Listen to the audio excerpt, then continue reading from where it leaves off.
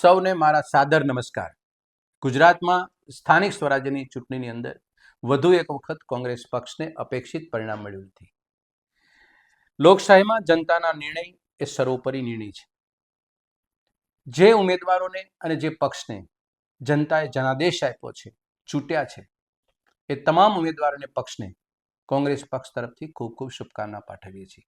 સાથે અપેક્ષા પણ રાખીએ છીએ કે જે જનતાએ આપને એક ભરોસો અને વિશ્વાસ મૂકીને જનાદેશ આપ્યો છે, એ જનાદેશ ઉપર આપ ખરા ઉતરશો એટલી અપેક્ષા રાખીએ છીએ।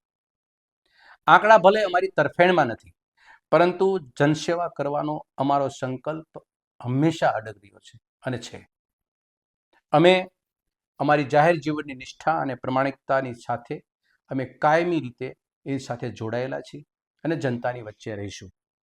આ અપેક્ષા સાથે અને આ વાત સાથે અમે જનતાને વિશ્વાસ પણ અપાવીએ છીએ કે આવનારા સમયની અંદર આપના કોઈ પણ પ્રશ્નો કે પીડા કે સમસ્યા છે, કોંગ્રેસ પક્ષના દરવાજે આપ મૂકી શકો છો, અમારા કાન સુધી પહોંચાડી શકો છો।